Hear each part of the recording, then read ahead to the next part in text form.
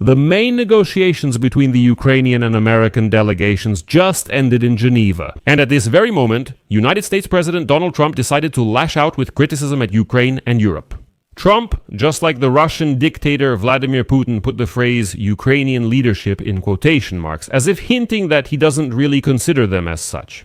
And then Trump once again stated that Ukraine is not grateful enough for all his efforts to end the war. After that, Zelensky had to urgently write on Twitter saying, no, Grandpa Donny, don't worry, we are very grateful. But Trump accused Europe of buying Russian oil, even though just a week ago, he himself allowed Hungary to do this by removing it from sanctions. But that's not what annoys Trump.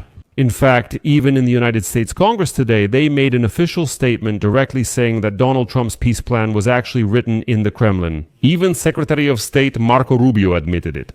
But Ukraine and Europe irritate Trump because they refuse to surrender to Putin, as Trump wants. Well, for example, the leaders of European countries developed their own draft peace plan for Ukraine in response to the 28-point proposal previously developed by Steve Witkoff and Kirill Dmitriev.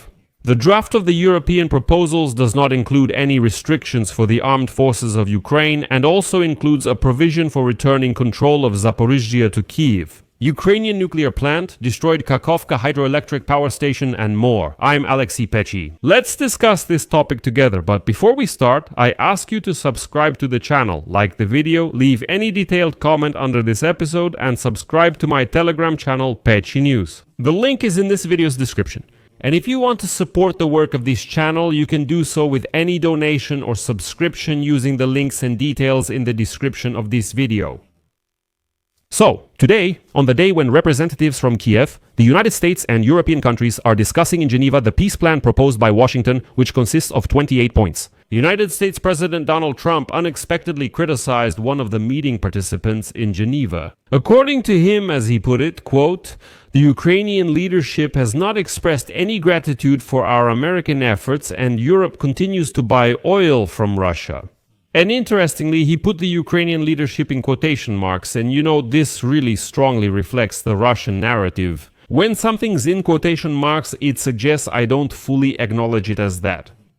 Well, let me also remind you about Europe, that earlier the European Union adopted a plan for a gradual phase-out of oil and gas imports from the Russian Federation by 2028.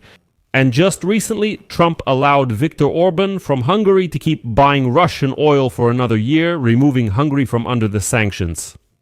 Trump stressed that the war in Ukraine, inherited from the previous administration, has already cost millions of lives.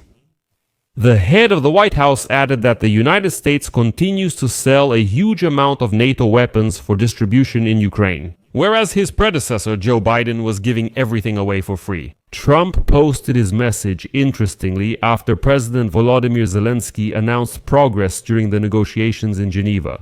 And next, I'll quote Zelensky.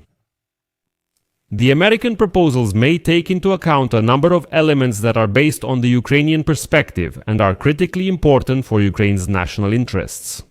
Previously, Zelensky said Ukraine faces a tough choice regarding accepting United States demands. But nevertheless, Trump writes that yes, Ukraine is ungrateful, while Zelensky has already posted on Twitter saying that's not the case. "We are grateful for the involvement of the United States of America, the leadership of the United States is very important, Ukraine is grateful," and so on. But he decided to calm Grandpa Donny's little tantrum a bit. Trump's so-called plan assumes that Crimea, Donetsk, and Luhansk will be de facto recognized as Russian. Kyiv will withdraw its troops from the non-occupied part of Donetsk region, and in the Zaporizhzhia and Kherson regions, both sides will freeze hostilities along the line of contact.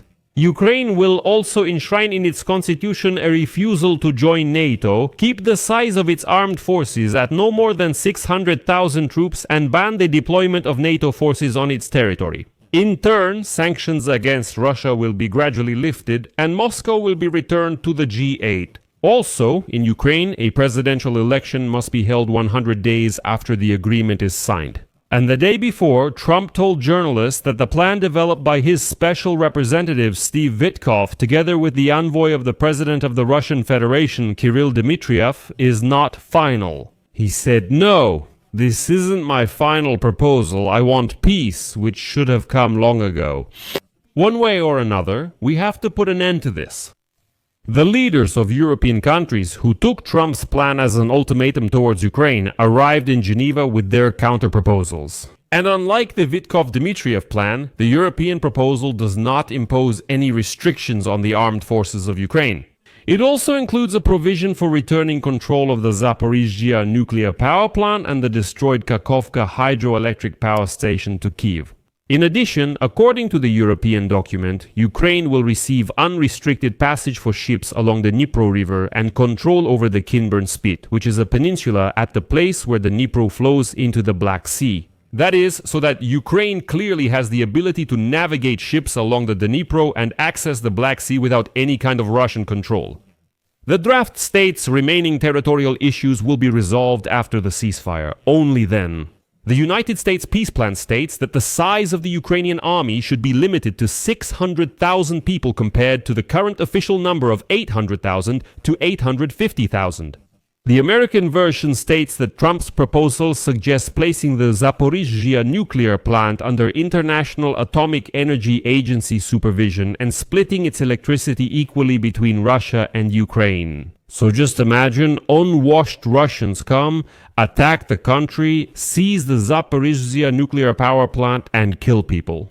Then Trump says, let's just split the electricity equally. Split what? This is our Ukrainian nuclear power plant. The unwashed Russians have nothing to do with it at all. Well, Trump, you see, looks at it differently. The Europeans presented their version of the peace plan back on Saturday in the corridors of the G20 meeting in Johannesburg and described the United States proposal as a basis that requires further development. Later, the United States administration told Washington Post columnist David Ignatius that President Donald Trump might agree to remove the clause limiting the size of Ukraine's armed forces. Because Ukraine's security guarantees remain unreliable.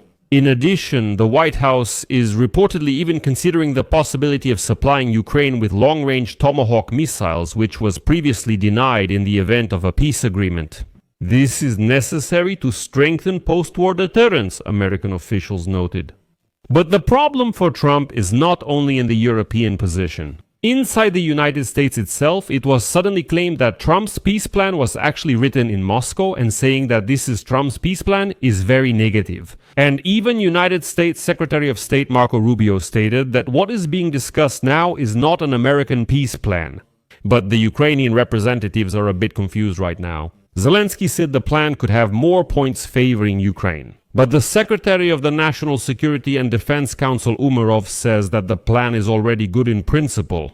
But we'll talk about all this in the next episode. I'll leave it at that for now. Share your opinions and conclusions in the comments below. Subscribe to the channel, hit the bell, and don't forget to like. That's all for now. Take care. Goodbye, everyone.